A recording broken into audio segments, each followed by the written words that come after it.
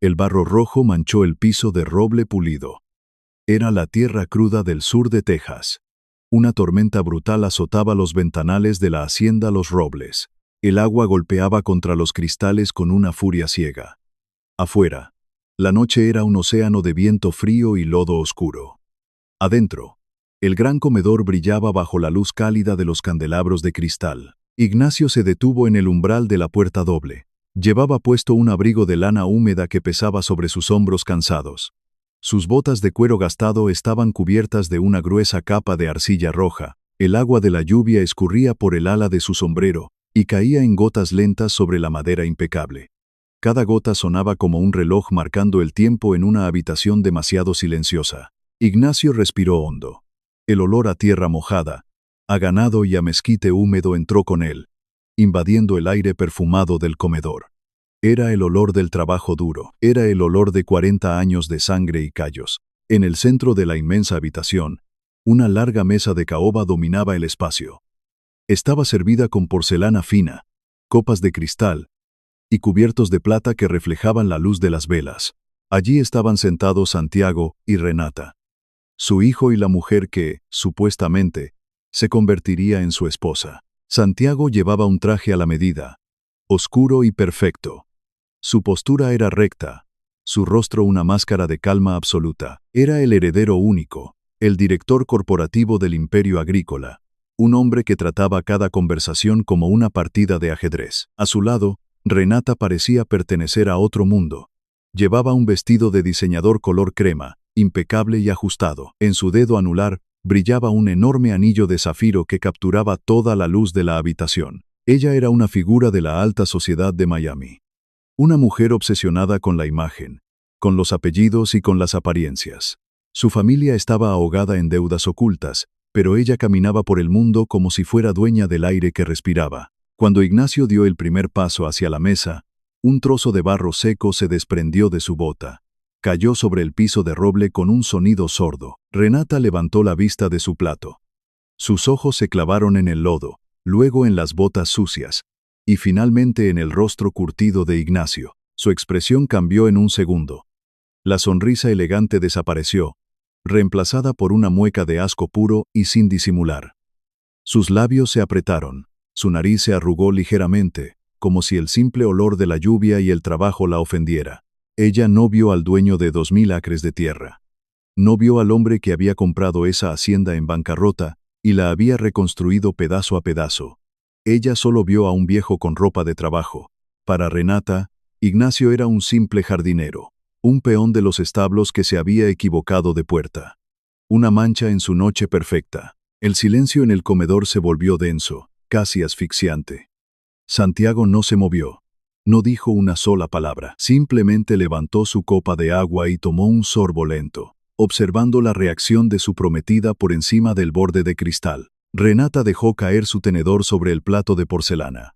El ruido metálico cortó el aire como una navaja. Ella giró el rostro hacia Santiago, con los ojos muy abiertos por la indignación. Le preguntó en voz alta, sin importarle quién la escuchara, por qué el personal de servicio estaba entrando por la puerta principal. Le preguntó, con un tono cargado de veneno y superioridad, por qué la ayuda se atrevía a interrumpir su cena. En la esquina de la habitación, cerca de las puertas de la cocina, estaba Fernando, el mayordomo de la hacienda, un hombre de cabello gris y postura militar que había servido a Ignacio durante más de 3 décadas. Al escuchar las palabras de Renata, Fernando se tensó por completo. Su rostro palideció de rabia. Dio un paso al frente, con los puños apretados a los costados, listo para intervenir, listo para exigir respeto en la casa de su patrón, pero Ignacio no lo permitió. Sin decir una palabra, sin siquiera mirar al mayordomo, Ignacio levantó un solo dedo de su mano derecha. Fue un movimiento minúsculo, casi imperceptible, pero Fernando lo entendió de inmediato. El mayordomo se detuvo en seco, tragó su furia y retrocedió hacia las sombras, manteniendo la cabeza baja. Ignacio quería ver esto. Quería ver hasta dónde llegaba la arrogancia de la mujer que se sentaba a la mesa de su hijo. Con pasos lentos y pesados, Ignacio se acercó a la mesa. No se quitó el abrigo húmedo. No se disculpó por el barro. Simplemente sacó una de las pesadas sillas de caoba y se sentó en el extremo opuesto a Renata. La mujer lo miró como si un animal salvaje acabara de sentarse en su mesa. Su pecho subía y bajaba con una respiración agitada por la ofensa. Santiago, con una tranquilidad que helaba la sangre, apoyó los codos sobre la mesa. Entrelazó los dedos y miró a Renata a los ojos. Con una voz suave, casi susurrada, Santiago le preguntó quién creía ella que era el hombre que acababa de sentarse. Era una trampa. Una trampa perfecta y silenciosa. Santiago no estaba defendiendo a su padre. Estaba dejando que Renata caminara sola hacia el borde del abismo. Renata soltó una risa corta, seca y sin humor. Una risa que revelaba toda la superficialidad de su crianza. Ella se acomodó en su silla, alisando la tela de su vestido color crema. Levantó la barbilla, adoptando la postura de alguien que está a punto de dar una lección de moral a sus inferiores. Miró a Santiago y le dijo que era obvio. Le dijo que ese hombre era un trabajador del campo, alguien que no conocía su lugar, alguien que no entendía las reglas básicas de la decencia y la separación de clases. Renata continuó hablando, su voz llenando el gran comedor. Habló sobre los límites, sobre cómo en Miami, el personal de servicio jamás cruzaría la puerta principal con las botas llenas de lodo. Habló sobre la importancia de mantener la distancia entre los dueños y los empleados. Dijo que la familiaridad excesiva arruinaba la disciplina. Dijo que si Santiago iba a heredar un imperio, necesitaba aprender a tratar a la servidumbre con mano dura. Ignacio escuchaba cada palabra en absoluto silencio. No había ira en su rostro. No había indignación. Solo una paciencia antigua y pesada. Extendió una de sus manos hacia una jarra de cristal. Sus manos eran un mapa de su vida. Estaban cubiertas de cicatrices blancas dejadas por el alambre de púas. Tenían los nudillos gruesos y la piel curtida por el sol implacable del sur de Texas. Eran manos que habían cavado zanjas, que habían domado caballos salvajes, que habían firmado cheques por millones de dólares. Ignacio se sirvió un vaso de agua de pozo. No tocó el vino importado. No tocó la comida. Solo bebió el agua fría, sintiendo el peso de la mirada de Renata sobre él. Ella miró esas manos callosas y sintió un escalofrío de repulsión. Para ella, el trabajo físico era un fracaso. Era la prueba de que alguien no era lo suficientemente inteligente para vivir del trabajo de otros. Animada por el silencio de Santiago, Renata decidió que era el momento de demostrar su visión. Quería dejar claro que ella estaba lista para ser la señora de la hacienda. Tomó su copa de vino, haciendo girar el líquido rojo oscuro. Con una sonrisa cargada de ambición, comenzó a describir sus planes para el futuro de la propiedad. Dijo que la casa principal era hermosa, pero que el resto de la tierra era un desperdicio. Dijo que el olor a ganado era insoportable, que los viejos graneros de madera debían ser demolidos de inmediato. Renata delineó su proyecto con frialdad calculada. Quería convertir los 2.000 acres en un club privado de lujo, un refugio exclusivo para sus amigos de la alta sociedad y para inversionistas extranjeros. Habló de construir un campo de golf donde ahora pastaban las vacas. Habló de un spa de aguas termales donde ahora estaban los pozos de riego. Habló de borrar toda la historia de sangre y sudor de la familia, para reemplazarla con una fachada de dinero fácil y estatus vacío. Reveló su verdadera naturaleza. No amaba a Santiago por quien era. Lo amaba por lo que iba a heredar. Veía la hacienda no como un hogar, sino como un activo financiero para salvar a su propia familia de la ruina. Santiago la escuchaba sin parpadear. Su rostro era una pared de piedra. Cada palabra que salía de la boca de Renata era un clavo más en su propio ataúd, y ella estaba demasiado ciega por su propia arrogancia para darse cuenta. Ignacio bajó su vaso de agua. El cristal tocó la madera con un sonido suave. Sus ojos oscuros, profundos como pozos viejos, se fijaron en la mujer. No la odiaba. Sentía lástima por ella, lástima por su pobreza de espíritu. De repente, el sonido de las pesadas puertas de roble abriéndose rompió la tensión del comedor. Era Lucía, la directora de proyectos de la División de Desarrollo de la Hacienda. Una mujer joven, brillante y vestida con un traje sastre impecable. Llevaba una carpeta de cuero negro bajo el brazo. Lucía caminó hacia la mesa con paso firme. Ella conocía el valor de la tierra. Conocía los números, los contratos y el peso del imperio agrícola. Y, sobre todo, sentía un respeto profundo y absoluto por Ignacio. Al llegar a la mesa, Lucía se detuvo. Vio a Ignacio sentado en el extremo, con su abrigo húmedo y sus botas sucias. Vio a Santiago en silencio, y vio a Renata, mirándola con una mezcla de curiosidad y desdén. Renata, asumiendo de inmediato que Lucía era una simple asistente o secretaria, decidió usarla para reafirmar su poder. Con una voz dulce pero venenosa, Renata le preguntó a Lucía si traía los documentos del fideicomiso. Habló en voz alta, asegurándose de que el viejo de las botas sucias escuchara cada palabra. Renata dijo que era fascinante cómo el dinero viejo de la familia de Santiago había logrado mantener la propiedad durante tantas generaciones. Asumió, con la ignorancia típica de su clase, que la hacienda era una herencia de algún abuelo rico, que todo ese imperio había sido entregado en bandeja de plata. Lucía frunció el ceño. La confusión cruzó su rostro. Miró a Renata, luego a Santiago, y finalmente a Ignacio. Lucía abrió la boca para corregirla. Estaba a punto de decir que allí no había dinero viejo. Estaba a punto de decir que el hombre sentado en el extremo de la mesa había llegado a ese país sin un solo centavo en los bolsillos. Pero antes de que Lucía pudiera pronunciar una sola sílaba, Ignacio levantó la mirada. Sus ojos se encontraron con los de Lucía. Fue una mirada dura, pesada y cargada de autoridad. Una orden silenciosa que no admitía discusión. Lucía cerró la boca de inmediato. Apretó la carpeta de cuero contra su pecho y asintió levemente, retrocediendo un paso. Comprendió que estaba presenciando una ejecución y que su deber era mantenerse al margen. Renata sonrió, satisfecha. Creyó que su presencia había intimidado a la empleada. Creyó que tenía el control absoluto de la habitación. Fue entonces cuando Santiago hizo su siguiente movimiento. El jaque mate se acercaba. Santiago se inclinó ligeramente hacia adelante. La luz de las velas proyectaba sombras afiladas sobre su rostro. Su voz, cuando habló, era tan suave y peligrosa como el filo de un cuchillo oculto. Comenzó a hacer preguntas hipotéticas. Preguntas que parecían inocentes, pero que llevaban veneno en la punta. Le preguntó a Renata qué pasaría si las cosas cambiaran. ¿Qué pasaría si él decidiera dejar la corporación? ¿Qué pasaría si él no heredara la hacienda? ¿Qué pasaría si, de un día para otro, él fuera solo un hombre común, trabajando la tierra con sus propias manos? Renata soltó una carcajada. Una risa aguda que rebotó contra las paredes de caoba. Pensó que era una broma.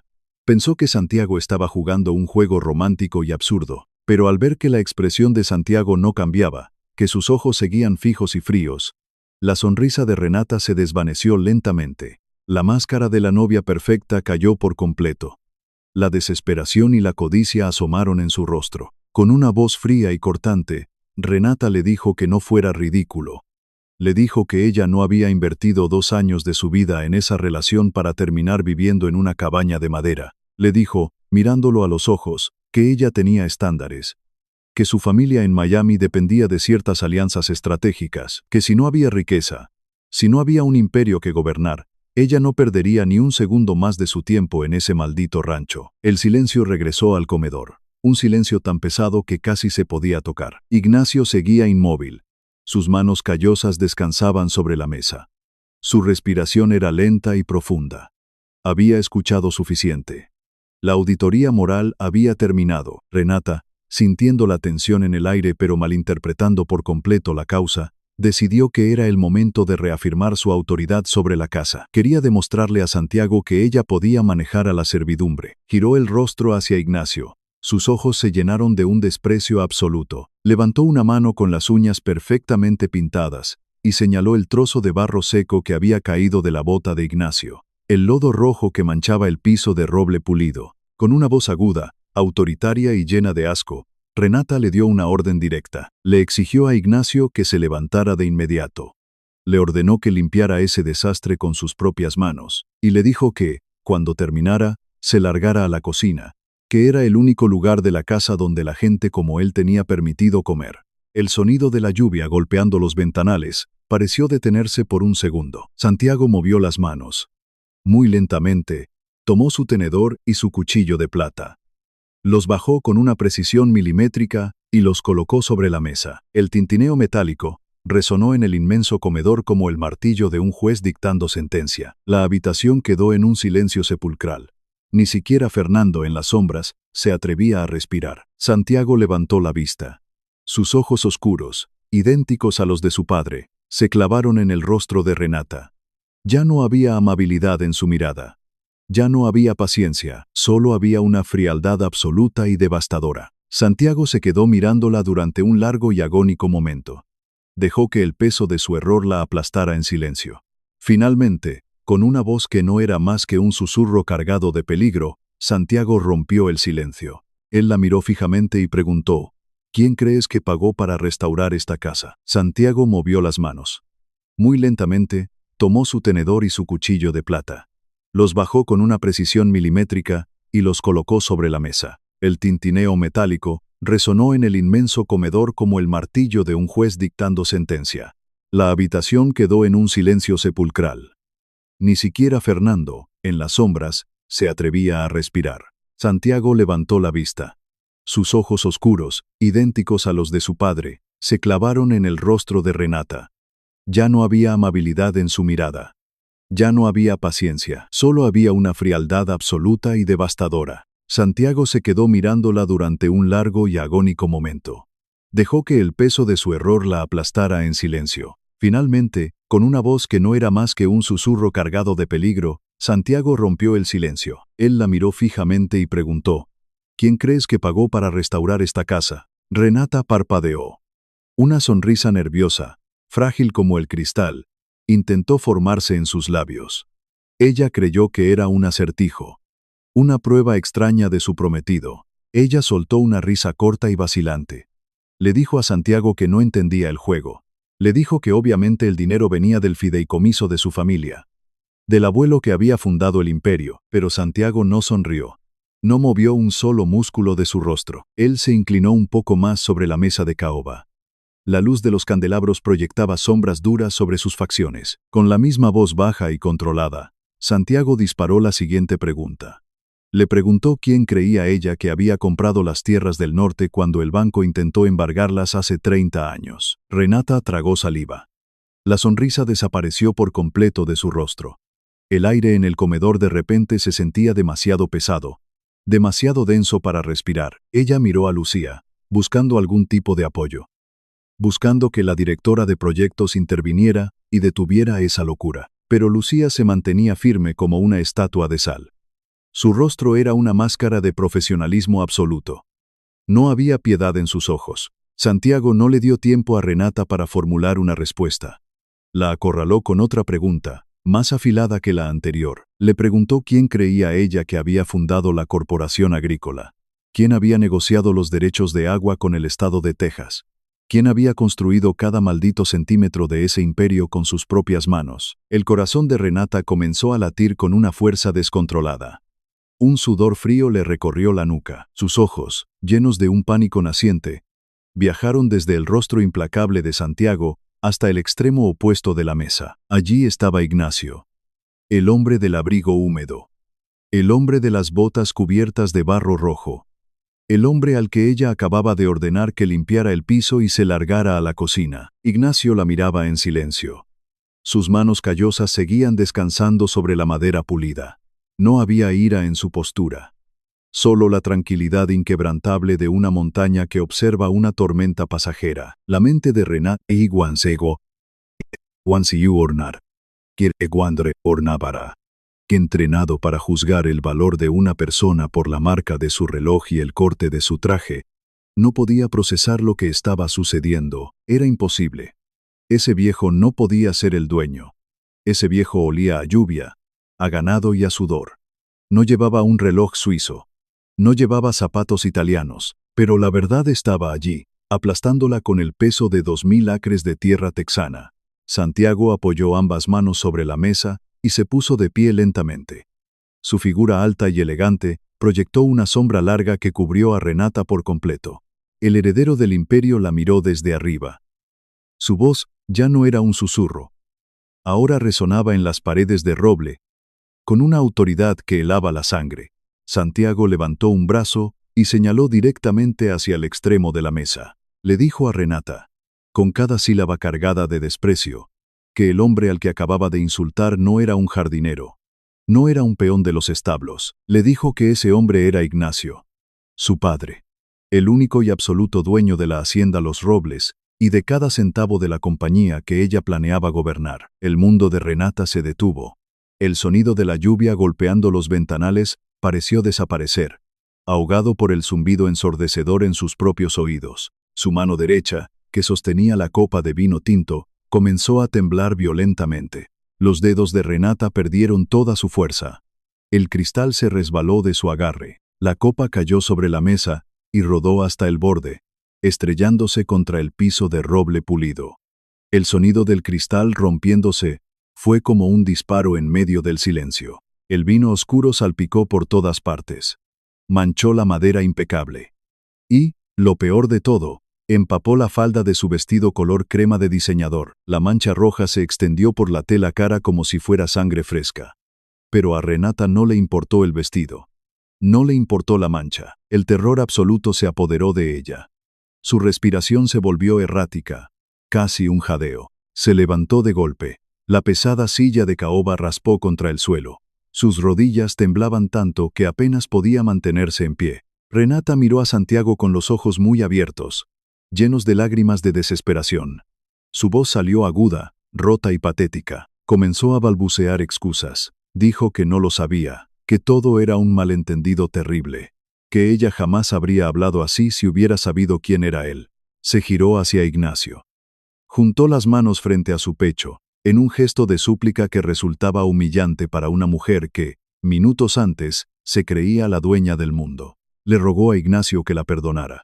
Le dijo, con la voz temblorosa, que la perdonara por su ignorancia. Que ella pensó que él era un intruso, que solo estaba tratando de proteger la casa de Santiago. Ignacio no se movió. No parpadeó. Dejó que las palabras vacías de la mujer flotaran en el aire y cayeran al suelo, tan inútiles como el cristal roto. Lentamente, Ignacio se inclinó hacia adelante. Apoyó los codos sobre la mesa. Su rostro curtido por el sol quedó iluminado por la luz de las velas. Cuando habló, su voz era profunda, rasposa y cargada de una sabiduría antigua.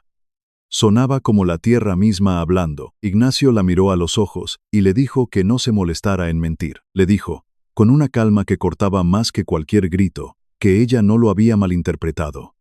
Que ella había visto exactamente lo que él era. Un hombre de trabajo. Un hombre de campo. Ignacio hizo una pausa. El silencio en la habitación era absoluto. Luego, con una voz que no dejaba espacio para la duda, Ignacio pronunció la sentencia final. Le dijo a Renata que su único error no fue confundirlo con un peón. Su único error fue no saber que ese peón tenía dinero. Las palabras de Ignacio golpearon a Renata con la fuerza de un tren de carga. Le robaron el aliento. Le quitaron cualquier posibilidad de defensa.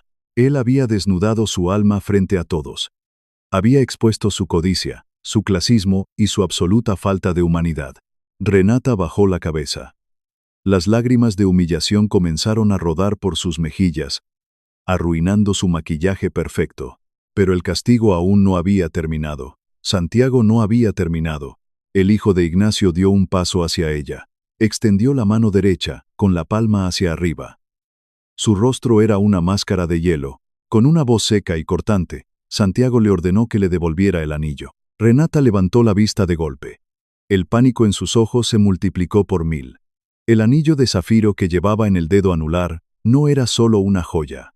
Era su salvavidas. Era la única garantía de que su familia en Miami no terminaría en la calle. Ella retrocedió un paso, negando con la cabeza. Llorando abiertamente, le suplicó a Santiago que no hiciera eso. Le dijo que lo amaba, que habían planeado una vida juntos, que un simple error de etiqueta no podía destruir 2 años de relación. Santiago soltó una risa amarga. Una risa que no llegó a sus ojos. Metió la mano izquierda en el bolsillo interior de su saco y sacó su teléfono móvil. Desbloqueó la pantalla con un movimiento rápido y frío. Santiago le dijo que no hablara de amor.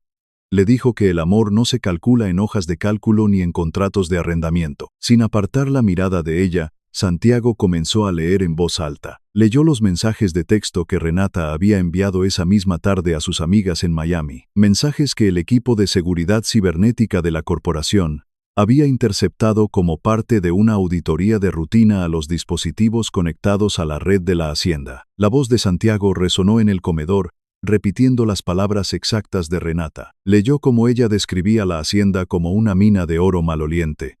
Leyó cómo se burlaba de la decoración rústica, y luego, leyó el mensaje final. El mensaje donde Renata hablaba del padre de Santiago. Santiago pronunció las palabras lentamente, dejando que el veneno de cada letra infectara la habitación.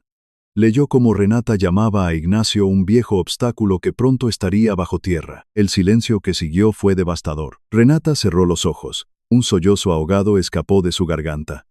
Estaba atrapada. No había excusas. No había mentiras que pudieran salvarla de sus propias palabras. Lucía, de pie junto a las puertas, la miraba con un desprecio absoluto. Fernando, desde las sombras, mantenía la postura rígida, pero una chispa de justicia brillaba en sus ojos viejos. Santiago mantuvo la mano extendida. No repitió la orden. No hacía falta. Con las manos temblando sin control, Renata se llevó los dedos a la mano izquierda. Agarró el enorme zafiro. El metal frío parecía quemarle la piel. Tiró del anillo. Se deslizó por su dedo y quedó en su palma. Lentamente, como si estuviera entregando su propia vida, Renata colocó el anillo en la mano de Santiago. Él cerró el puño alrededor de la joya. La guardó en su bolsillo sin mirarla 2 veces. Para él, esa etapa de su vida estaba muerta y enterrada. Renata se quedó allí, de pie, con el vestido manchado de vino y las manos vacías. Había perdido al heredero, había perdido la fortuna, pero su mente, entrenada para la supervivencia en el despiadado mundo de las apariencias, hizo un último cálculo desesperado. Si el matrimonio estaba arruinado, al menos tenía que salvar el negocio de su familia, el contrato de arrendamiento de tierras. La empresa de bienes raíces de su madre, Patricia, estaba al borde de la bancarrota. Su única esperanza era el contrato multimillonario que estaban negociando con la corporación de Ignacio para desarrollar las tierras del este. Renata bajó la mano derecha y, a escondidas, deslizó los dedos dentro del pequeño bolsillo oculto de su vestido. Tocó la pantalla de su teléfono. Sin mirar, usando solo la memoria muscular, presionó el botón de marcación rápida. Llamó a su madre. Quería advertirle. Quería decirle que el trato estaba en peligro, que tenía que asegurar las firmas antes de que Santiago cancelara todo. Lo que Renata no sabía era que el jaque mate ya estaba en movimiento. De repente, un sonido agudo rompió el silencio del comedor. Era el teléfono de Santiago. Estaba vibrando sobre la mesa de caoba, justo al lado de su plato intacto. La pantalla se iluminó. El identificador de llamadas mostraba un nombre en letras grandes y claras. Patricia. La madre de Renata. Renata dejó de respirar. Sus ojos se clavaron en la pantalla brillante. El terror la paralizó por completo. Santiago miró el teléfono, luego miró a Renata. Una sonrisa fría, casi cruel, se dibujó en sus labios. Él no contestó. En lugar de eso, tomó el teléfono y lo deslizó por la larga mesa de madera. El aparato se detuvo exactamente frente a Ignacio. Ignacio miró la pantalla parpadeante. Luego levantó la vista y miró a la mujer que lloraba frente a él. Con movimientos lentos y deliberados, Ignacio tomó el teléfono con su mano callosa. Presionó el botón verde para aceptar la llamada. Y luego, presionó el botón del altavoz. Colocó el teléfono en el centro de la mesa. La voz de Patricia llenó la habitación de inmediato. Era una voz aguda, ansiosa y cargada de una falsa amabilidad corporativa. Patricia hablaba rápido. Preguntaba por Santiago. Decía que estaba llamando para confirmar los últimos detalles del contrato de arrendamiento de las tierras del este. Decía que los inversionistas de Miami estaban listos para transferir los fondos a primera hora de la mañana. Patricia reía nerviosamente a través del altavoz. Decía que estaba tan feliz de que sus familias estuvieran a punto de unirse, que Renata era una bendición para todos. Renata cerró los ojos con fuerza. Quería gritar. Quería decirle a su madre que se callara, que colgara el teléfono. Pero el miedo le había robado la voz. Ignacio dejó que Patricia hablara durante 1 minuto entero. Dejó que la mujer pintara su castillo de mentiras en el aire. Cuando Patricia finalmente hizo una pausa para tomar aire, Ignacio se acercó al teléfono. Su voz, profunda y rasposa, resonó a través del altavoz. Ignacio saludó a Patricia. Se presentó con calma. Le dijo que no estaba hablando con Santiago. Le dijo que estaba hablando con Ignacio, el dueño de la hacienda Los Robles, y el presidente de la junta directiva de la corporación. Hubo un silencio repentino al otro lado de la línea. Un silencio cargado de confusión y precaución. Patricia, recuperando rápidamente su tono profesional, intentó sonar encantadora. Le dijo a Ignacio que era un honor hablar con él, que había escuchado maravillas sobre su visión para los negocios. Ignacio no le devolvió la cortesía. No tenía tiempo para juegos de salón. Con una voz firme y autoritaria, Ignacio le informó a Patricia que el contrato de arrendamiento para las tierras del este quedaba cancelado. Con efecto inmediato, el sonido de una respiración entrecortada se escuchó a través del altavoz. Patricia perdió la compostura. Su voz se volvió aguda, rayando en la histeria. Le preguntó a Ignacio qué estaba pasando. Le preguntó si esto tenía algo que ver con Renata. Le rogó que no mezclara los asuntos personales con los negocios. Le dijo que ese contrato era vital, que había millones de dólares en juego. Ignacio la interrumpió. Su tono era bajo, pero tenía la fuerza de un trueno lejano. Le dijo a Patricia que la cancelación no tenía absolutamente nada que ver con los insultos de su hija. Le dijo que los berrinches de una niña malcriada no dictaban las decisiones de su empresa. Ignacio se inclinó más cerca del teléfono. Sus palabras fueron lentas y precisas. Le explicó a Patricia que su equipo legal había estado investigando las prácticas de su empresa de bienes raíces en Miami. Le dijo que sabían la verdad, sabían que la empresa de Patricia contrataba a trabajadores indocumentados para sus proyectos de construcción. Sabían que les pagaban por debajo del salario mínimo.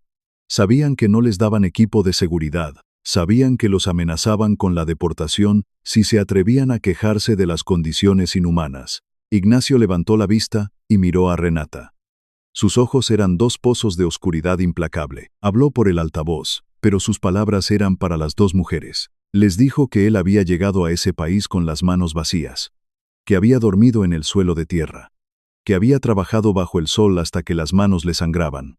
Les dijo que él conocía el valor del sudor humano, y que, en su hacienda, en su tierra, jamás permitiría que una empresa sin honor hiciera negocios. Les dijo que no firmaría un contrato con parásitos que se enriquecían aplastando a los más vulnerables. El silencio que siguió fue absoluto. Luego, a través del altavoz, se escuchó un sonido desgarrador. Era Patricia. La mujer elegante y corporativa de Miami se derrumbó por completo. Soltó un grito de desesperación pura. Un lamento agudo que revelaba la ruina total. Patricia lloraba y gritaba, maldiciendo a su hija, maldiciendo a la corporación, sabiendo que la bancarrota era inminente, sabiendo que los bancos embargarían sus casas, sus autos arrendados y su vida de mentiras. Ignacio no mostró ninguna emoción. Simplemente extendió un dedo calloso y presionó el botón rojo en la pantalla. La llamada se cortó.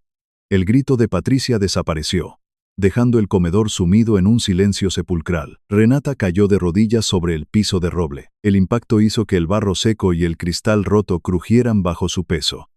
El vino tinto empapó sus rodillas. Estaba destruida. No le quedaba nada.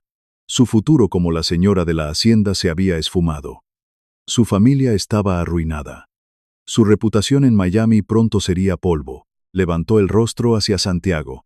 Su maquillaje estaba corrido, formando surcos negros sobre sus mejillas pálidas. Intentó hablar. Intentó pedir clemencia. Pero de su boca solo salió un sollozo ahogado. Santiago la miró desde arriba. No había lástima en su rostro. No había tristeza. Solo el alivio frío de haber extirpado un tumor antes de que matara al paciente. Con un movimiento de cabeza, Santiago le indicó la salida. Le dijo, con una voz vacía de cualquier emoción, que la cena había terminado. Le dijo que recogiera sus cosas y se largara de su casa. Renata no se movió. Estaba paralizada por el shock. Santiago no repitió la orden. Simplemente miró hacia las sombras. Fernando, el viejo mayordomo, salió de la oscuridad. Caminó con paso firme y militar hacia las grandes puertas dobles del comedor. Agarró las pesadas manijas de bronce y tiró de ellas.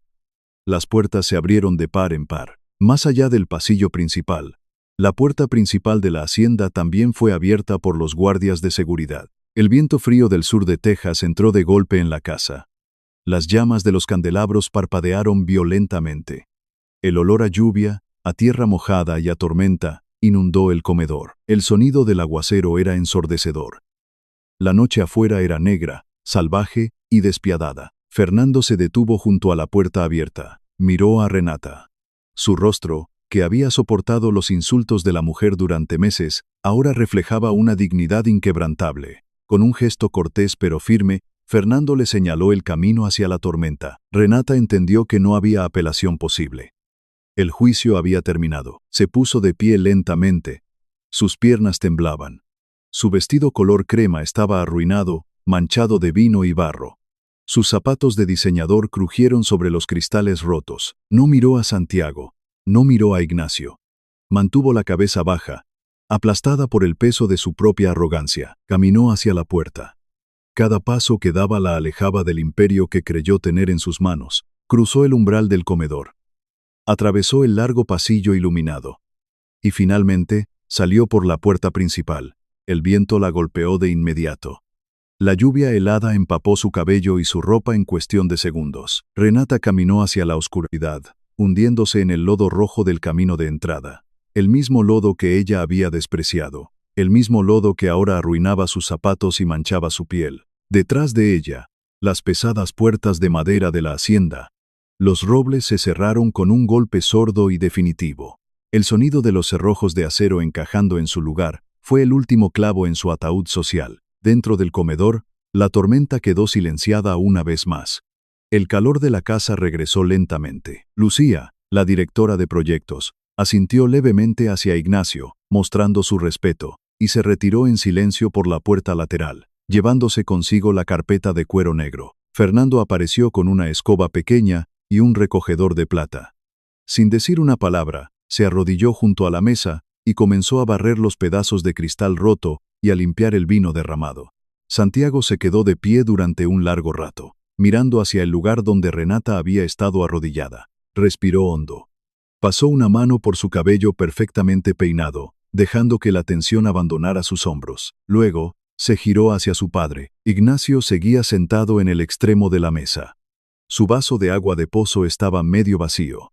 Sus manos callosas seguían descansando sobre la madera. Santiago caminó lentamente hacia él. Se detuvo a un par de metros de distancia. La postura del hijo corporativo desapareció, reemplazada por el respeto profundo de un hijo hacia su padre. Santiago bajó la cabeza. Su voz era suave, llena de arrepentimiento sincero. Le pidió perdón. Le dijo a Ignacio que lamentaba haber dejado que las cosas llegaran tan lejos. Le dijo que debió haber visto la verdadera naturaleza de Renata mucho antes, que debió haber protegido la casa de esa clase de veneno. Ignacio lo escuchó en silencio. Observó el rostro de su hijo. Vio la culpa en sus ojos. Lentamente, Ignacio levantó una mano y le hizo un gesto para que se sentara. Santiago obedeció.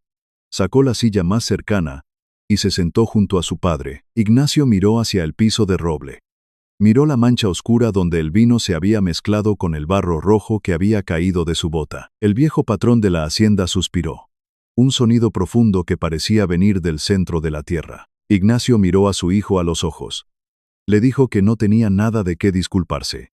Le explicó, con esa voz rasposa y pausada, que el mundo estaba lleno de personas como esa mujer. Personas que caminaban por la vida mirando las etiquetas de los trajes y los logotipos de los autos. Personas que creían que el valor de un hombre se medía por la limpieza de sus manos. Ignacio señaló el lodo en el piso. Le dijo a Santiago que nunca olvidara lo que acababa de ver. Le dijo que el dinero era una herramienta peligrosa, que podía construir imperios, pero también podía cegar a los débiles de espíritu. Le recordó que cada candelabro de cristal en esa casa, cada tabla de roble pulido, cada cabeza de ganado en los pastizales del norte, había sido pagado con ese mismo barro. Ignacio levantó sus manos. Mostró las cicatrices blancas, los nudillos gruesos, la piel dura como el cuero viejo. Le dijo a su hijo que la verdadera riqueza no hace ruido. No necesita gritar para ser escuchada. No necesita humillar a otros para sentirse grande. La verdadera riqueza, dijo Ignacio, es tener la libertad de caminar por tu propia tierra, bajo la lluvia, sin tener que pedirle permiso a nadie. Es tener la conciencia tranquila. Es saber que nadie sufrió para que tú pudieras comer. Ignacio bajó las manos, tomó su vaso de cristal y bebió el último trago de agua de pozo. El agua fría y pura de la tierra texana. Se puso de pie lentamente. El abrigo de lana húmeda pesaba sobre sus hombros, pero su postura era tan recta y firme como los viejos robles que daban nombre a la hacienda. Le dio una palmada pesada y reconfortante en el hombro a Santiago. Un gesto silencioso de absolución y amor paternal. Ignacio se dio la vuelta y caminó hacia las puertas del comedor. Sus botas gastadas dejaron un rastro de barro rojo sobre el piso impecable. Pero esta vez, nadie se atrevió a decir una palabra, porque ese barro no era suciedad. Era la firma del dueño, era el peso de la historia. Era la prueba irrefutable de que, en la hacienda Los Robles, el respeto no se compraba con tarjetas de crédito, se ganaba con sangre, sudor y tierra. Santiago se quedó sentado en la mesa, escuchando los pasos pesados de su padre alejándose por el pasillo. Miró el piso manchado. Miró la silla vacía donde alguna vez se sentó la arrogancia. Afuera, la tormenta de Texas seguía rugiendo, lavando la tierra, preparándola para un nuevo amanecer. Adentro, la casa finalmente estaba en paz, y el imperio, construido sobre el lodo y el honor, permanecía inquebrantable.